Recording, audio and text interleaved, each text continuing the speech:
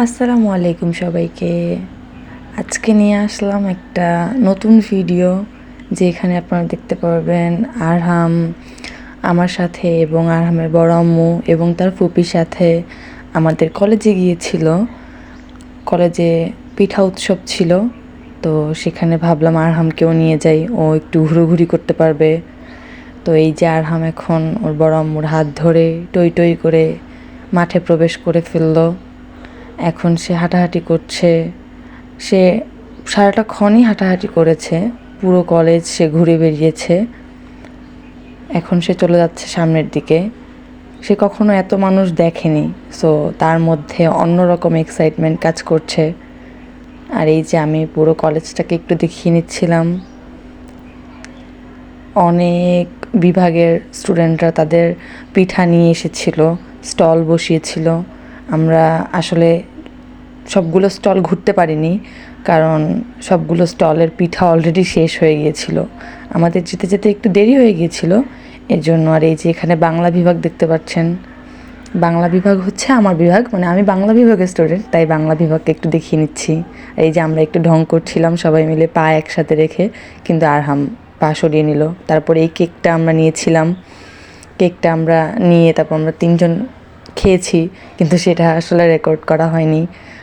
আর এই যে এখানে ছিল পিঠা, নানান রকমের মোয়া, তারপর পায়েস, তারপর জর্দা, তারপর এখানে আরও অনেক পিঠা ছিল, নকশি পিঠা, তারপর ছিল হচ্ছে চিরুনি দিয়ে বানানো হয় এরকম পিঠা ছিল, তারপর ছিল হচ্ছে এখানে ছিল দই দিয়ে সামথিং কিছু একটা বানানো হয়েছিল, এখানে ছিল হচ্ছে সাবুদানা দিয়ে দুধ দিয়ে চিতই পিঠা ভিজিয়ে এনেছিল। অনেক ক্রাউড ছিল চারপাশে, আর আমরা খুবই হতভম্ব ছিলাম যে আমরা এত দেরি করে গিয়েছি এবং সব কিছু শেষ হয়ে গিয়েছিল।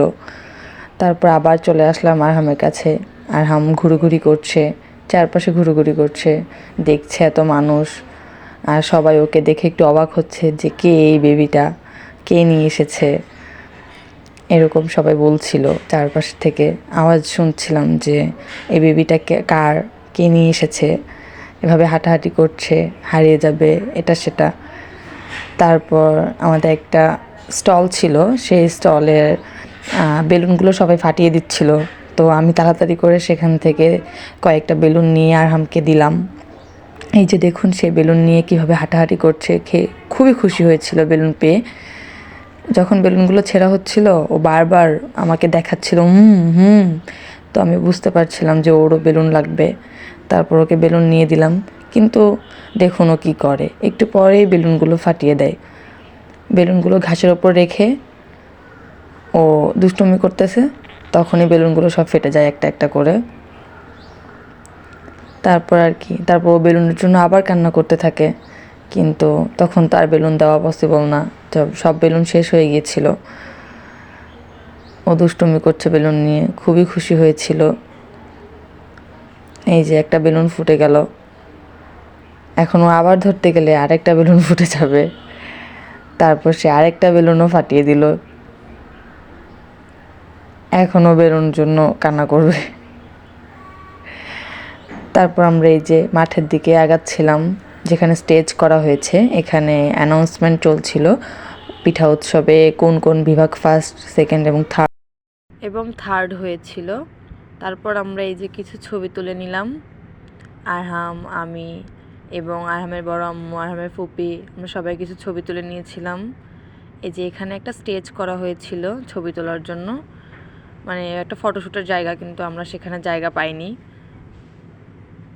আর এই যে এখানে সবাই নাচানাচি করছিল, কলেজে একটু নিজেদের মতো করে টাইম স্পেন্ড করছিল, সব স্টুডেন্টরা নাচানাচি করছিল, মজা করছিল, আমরা দাঁড়িয়ে দাঁড়িয়ে দেখছিলাম এবং ভিডিও করছিলাম।